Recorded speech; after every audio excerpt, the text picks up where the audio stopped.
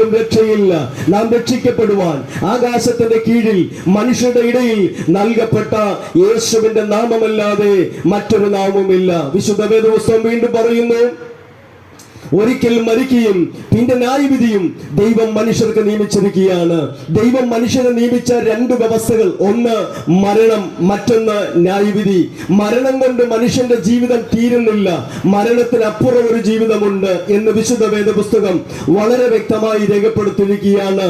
എത്ര വലിയ മനുഷ്യനാണെങ്കിലും, ഉന്നതനായ മനുഷ്യനാണെങ്കിലും, സമ്പന്നനായ മനുഷ്യനാണെങ്കിലും, ഒരു നാൾ ദൈവം തിരികെ വിളിക്കുമ്പോൾ നാം കെട്ടിപ്പടുത്തതും കൂട്ടിവെച്ചതും സമ്പാദിച്ചതും നാം നേടിയതും എല്ലാം വിട്ടെറിഞ്ഞിട്ട് ഒരിക്കൽ 6 അടി മണ്ണിലേക്ക് സകല മനുഷ്യരും മടങ്ങണം. കാരണം ദൈവം മനുഷ്യർ നിയമിച്ചിരിക്കുകയാണ്.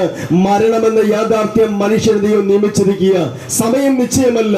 ഏതൊരു സമയത്തും ഏതൊരു മനുഷ്യനും മരണത്തിലൂടെ ഈ ഉലകം വിട്ടു പോയേക്കാം. അതുകൊണ്ട് മരണമെന്നത് മനുഷ്യന്റെ ജീവിതത്തിന്റെ അവസാനമല്ല, മരണത്തിനപ്പുറം ഒരു ജീവിതമുണ്ട്. അതിനെ ആത്മാവിന്റെ രക്ഷ എന്ന് വിശുദ്ധ വേദപുസ്തകം വ്യക്തമാക്കുകയാണ്.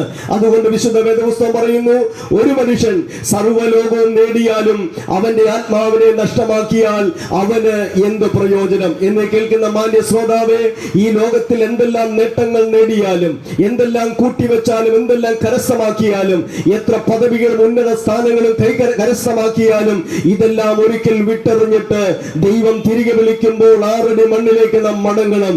മരണത്തിന്റെ കറുത്ത ദൂതൻ കണ്ണുപൊത്തുവാൻ വരുമ്പോൾ നാം നിന്നുകൊടുത്തേ മതിയാകൂ എന്ന് ദൈവത്തിന്റെ വചനം ഓർമ്മപ്പെടുത്തുകയാണ്. കാരണം ഒരിക്കൽ മരിക്കുകയും പിന്നെ ന്യായവിധിയും ദൈവം മനുഷ്യർക്ക് നിയമിച്ചിരിക്കുന്ന ദൈവിക നിയമന വ്യവസ്ഥയാണ്. അതിനെ മാറ്റുവാനായിട്ട് കഴിയത്തില്ല. അപ്പൊ മരണം കൊണ്ട് മനുഷ്യന്റെ ജീവിതം തീരുന്നില്ല. മനുഷ്യനൊരു ആത്മാവുണ്ട്. മരിക്കുമ്പോൾ മനുഷ്യന്റെ ശരീരം മണ്ണിലേക്ക് ചേരുകയും അവന്റെ ഉള്ളിൽ ദൈവം സമ്മാനിച്ച ആത്മാവ് ദൈവത്തിന്റെ അടുക്കലേക്ക് പോകുകയും ചെയ്യുകയാണ്. അതുകൊണ്ട് മരണാനന്തരം ഒരു ജീവിതമുണ്ടെന്ന് മനുഷ്യൻ ഓർത്തിരിക്കണം. മരണത്തിനപ്പുറമുള്ള ജീവിതത്തിന് വേണ്ടി മനുഷ്യൻ പരിശ്രമിക്കണമെന്ന് വിശുദ്ധ വേദപുസ്തകം വളരെ വ്യക്തമായി രേഖപ്പെടുത്തുകയാണ്. മരണം കൊണ്ട് മനുഷ്യന്റെ ജീവിതം തീരുന്നില്ല, അതിനപ്പുറം ഒരു ജീവിതമുണ്ട്. ഇന്ന് ഉലകത്തിൽ എന്തെല്ലാം സമ്പാദ്യങ്ങൾ ഉണ്ടെങ്കിലും അതെല്ലാം വിട്ടെറിഞ്ഞിട്ട് ഒരിക്കൽ മരണത്തിലൂടെ മനുഷ്യൻ കടന്നു പോകണം. മൈക്കിൾ ജാക്സൺ എന്ന് പറയുന്ന വിശ്വപ്രസിദ്ധനായ ഒരു നർത്തകൻ ഉണ്ടായിരുന്നു. എല്ലാവർക്കും അറിയാവുന്ന ഒരു വ്യക്തിത്വമാണ്. അദ്ദേഹം 150 വർഷം വരെ ജീവിക്കുവാൻ ആഗ്രഹിച്ചു. സമ്പന്നനായ മനുഷ്യൻ, പ്രശസ്തനായ മനുഷ്യൻ. 14 ഡോക്ടർമാർ നിരന്തരം അദ്ദേഹത്തെ നോക്കിക്കൊണ്ടേയിരുന്നു. ആ ഡോക്ടർമാരുടെ നിർദ്ദേശം അനുസരിച്ചാണ് അദ്ദേഹം ഭക്ഷണങ്ങൾ കഴിച്ചിരുന്നത്. ഫിസിക്കൽ ട്രെയിനേഴ്സ് അദ്ദേഹത്തിനുണ്ടായിരുന്നു.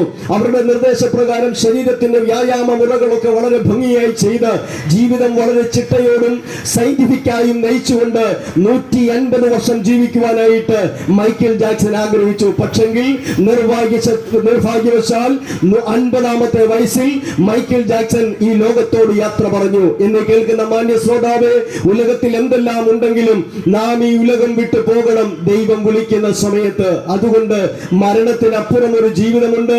ആ ജീവിതത്തിന് വേണ്ടി മനുഷ്യൻ പരിശ്രമിക്കണം. ഒരു മനുഷ്യൻ സർവ്വലോകവും നേടിയാലും അവന്റെ ആത്മാവിനെ നഷ്ടമാക്കിയാൽ അവന് എന്ത് പ്രയോജനം? അതെ, ദൈവം തന്നിരിക്കുന്ന ആത്മാവിന്റെ വില സകല ലോകത്തെക്കാളും വിലയുള്ളതാണ്. ഈ ആത്മാവിന്റെ രക്ഷയ്ക്ക് വേണ്ടി മനുഷ്യൻ പരിശ്രമിക്കണം. അപ്പോൾ ആത്മരക്ഷ പ്രാപിപ്പാൻ മനുഷ്യൻ എന്താണ് ചെയ്യേണ്ടത്? നമ്മുടെ പാപത്തിന്റെ ശിക്ഷ യേശു കർത്താവ് ഏറ്റെടുത്ത് നമ്മുടെ പകരക്കാരനായി ക്രിസ്തു കാൽവരി ക്രൂശിൽ മരിച്ചതുകൊണ്ട് നാം ചെയ്യേണ്ട ഒരൊറ്റ കാര്യമേ ഉള്ളൂ. ആത്മരക്ഷ പ്രാപിപ്പാൻ, പാപമോചനം പ്രാപിപ്പാൻ, രക്ഷ പ്രാപിപ്പാൻ സകല മനുഷ്യനും ചെയ്യേണ്ട ഒരു കാര്യം, യേശു ക്രിസ്തു എന്റെ പാപങ്ങൾക്ക് വേണ്ടി കാൽവരി ക്രൂശിൽ മരിച്ചു എന്ന് ഹൃദയം കൊണ്ട് വിശ്വസിക്കുകയും യേശു എന്റെ രക്ഷകന്റെ കർത്താവാണെന്ന് രക്ഷയ്ക്കായി വായിക്കൊണ്ടൊരു മനുഷ്യൻ ഏറ്റുപറയുകയും ചെയ്യുമ്പോൾ ഏതൊരു മനുഷ്യനും രക്ഷ പ്രാപിപ്പാൻ, സമാധാനം പ്രാപിപ്പാനുള്ള ദൈവിക രക്ഷാമാർഗത്തെയാണ് ദൈവം ഒരുക്കിയിരിക്കുന്നത്.